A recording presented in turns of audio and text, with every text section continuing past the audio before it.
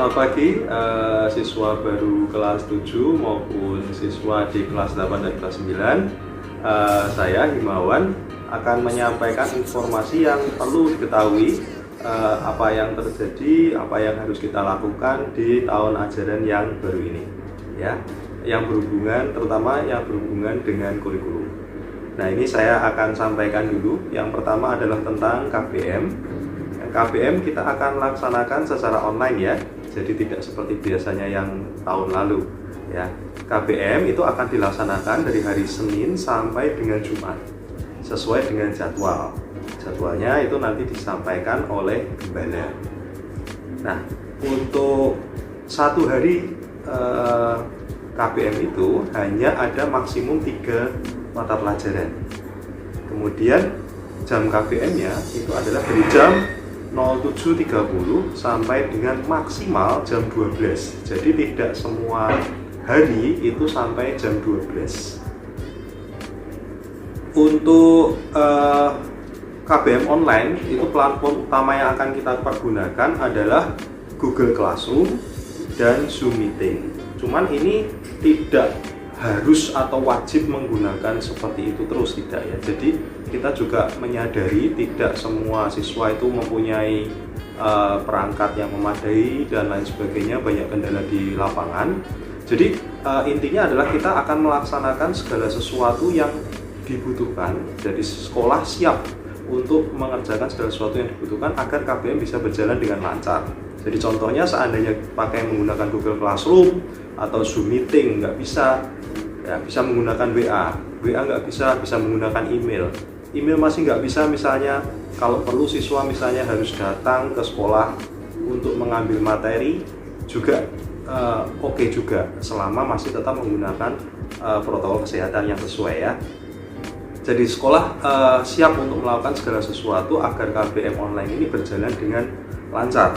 Nah, ini juga kami memohon peran serta dari orang tua juga, ya, terutama kalau KBM online itu kan siswa di rumah itu juga perlu ada supervisi dari orang tua. Demikian juga siswa juga mulai harus punya tanggung jawab, kemandirian untuk bisa menyelesaikan segala sesuatu pelajaran dengan baik, ya.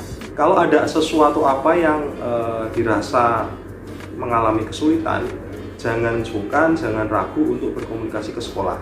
Bisa via gembala, lewat WA bisa, telepon bisa. Intinya kalau kita ada komunikasi yang baik, segala sesuatu nanti bisa kita selesaikan. Kemudian untuk alokasi waktu belajar selama SFH ini adalah dari 07.30 sampai pukul 8 kita akan ada devotion online. Kemudian dari pukul 8 sampai pukul 9 akan ada KBM. Setelah itu pukul 9 sampai pukul 9.30 akan ada istirahat. Lalu 9.30 sampai 10.30 akan ada KBM online kembali. Nah, biasanya kalau misalnya dalam hari itu hanya selesai sampai di 10.30 berarti sudah selesai. Tapi kalau akan ada lagi, jadi jam 10.30 sampai jam 11 akan ada istirahat lagi. Kemudian setelah itu jam 11 sampai jam 12 maksimalnya, ya, itu akan ada KBM lagi. Kemudian untuk selama Zoom Meeting pada waktu KBM, kalau itu waktunya sedang melakukan Zoom Meeting, ya, harap hadir tepat waktu, ya, siswa-siswa, dan juga menggunakan seragam. Untuk detail seragamnya tiap harinya apa, nanti dari bagian kesiswaan yang akan memberikan. Itu mengenai KBM. Yang kedua adalah mengenai KKM atau kriteria ketuntasan minimal. Kriteria ketuntasan minimal ini adalah sebuah poin nilai tertentu yang perlu dicapai oleh peserta didik, mengindikasikan bahwa peserta didik atau siswa itu sudah menguasai materi yang bersangkutan. Kalau belum bagaimana? Ya, kalau belum berarti perlu belajar lagi, akan ada remedial untuk bisa lebih menguasai materi yang bersangkutan, ya. Kemudian untuk saya sampaikan ini adalah detail dari KKM tiap mata pelajaran. Yang pertama adalah agama, KKM-nya adalah 70. PKN, KKM-nya adalah 70. Bahasa Indonesia, KKM-nya adalah 65. Matematika, KKM-nya 60. IPA KKM-nya adalah 65, IPS KKM-nya adalah 70, Bahasa Inggris KKM-nya 70 juga, Seni Budaya KKM-nya masih 70, Penjas Orkes KKM-nya adalah 70, Prakarya dan Bahasa Jawa masing-masing KKM-nya adalah 65. Kemudian yang ketiga akan saya sampaikan adalah tentang penilaian. Jadi penilaian apa saja yang akan terjadi selama tahun ajaran ini ya. Ada 5 jenis penilaian. Yang pertama adalah penilaian harian. Kalau kita zaman kita dulu dari pihak orang tua itu namanya ulangan ya. Penilaian harian yang pertama. Yang kedua adalah tugas pengetahuan. Yang ketiga ada tugas keterampilan. Yang keempat akan ada penilaian tengah semester atau disebut PTS. Kemudian yang terakhir adalah PAS atau PAT. PAS itu penilaian akhir semester, PAT penilaian akhir tahun. Tergantung ya, kalau di semester ganjil namanya PAS, kalau di semester genap itu namanya PAT. Itu untuk penentuan kenaikan kelas, makanya namanya penilaian akhir tahun. Kemudian yang terakhir yang akan saya sampaikan adalah tentang syarat kenaikan kelas. Yang pertama adalah menyelesaikan seluruh program pembelajaran dalam 1 tahun ajaran. Yang kedua, deskripsi sikap sosial dan sikap spiritual baik.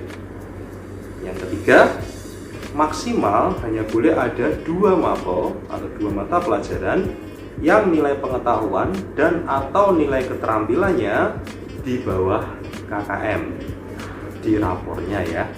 Kemudian yang terakhir adalah kriteria lain yang dipandang perlu oleh sekolah. Demikian yang mau saya sampaikan dari pihak kurikulum. Terima kasih. Selamat pagi semuanya, Bapak Ibu, orang tua murid, dan anak-anak semua. Saya harap dalam keadaan sehat semua ya. Dan saya ucapkan selamat datang untuk anak-anak kelas 7 ke SMP Kristen Terang Bangsa. Nah, perkenalkan, nama saya Irwan Kurniawan, saya wakil kepala sekolah di bidang kesiswaan. Pada pagi hari ini saya akan menyampaikan beberapa tata tertib yang akan berlaku di SMP Kristen Terang Bangsa. Untuk yang pertama saya akan menyampaikan permasalahan tentang seragam sekolah bagi siswa kelas 7 baru ya. Jadi untuk seragam yang dipakai di hari Senin dan hari Kamis itu adalah seragam putih biru berdasi. Kemudian di hari Selasa dan Jumat seragam kotak-kotak hijau dengan celana krem, dan di hari Rabu adalah seragam batik yayasan. Nah,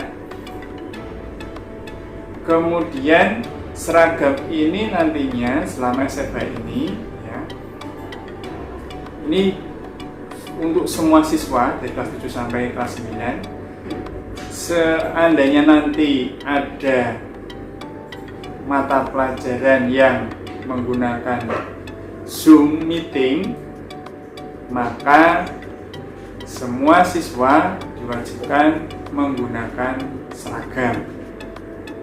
Tapi kalau untuk kelas 7 yang baru mungkin belum ambil seragam atau belum punya, sementara menunggu seragamnya boleh menggunakan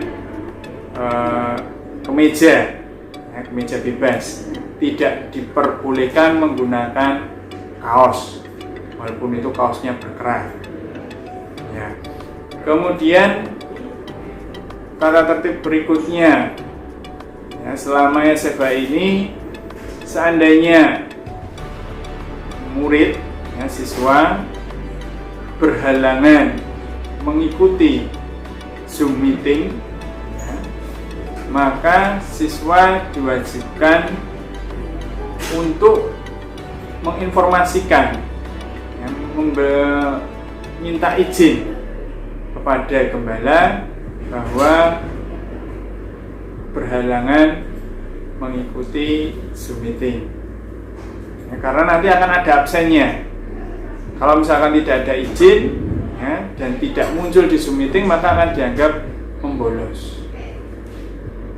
Nah, kemudian juga saya sampaikan untuk masalah tugas-tugas, saya harap ya, walaupun kita semua belajar di rumah, mengerjakannya di rumah, kami pihak sekolah mengharapkan tugas-tugas yang diberikan oleh guru segera mungkin diselesaikan, segera mungkin dikumpulkan. Ya. Nah, kurang lebih seperti itu untuk tata tertib selama SFA ini. Terima kasih atas perhatiannya. Tuhan Yesus memberkati.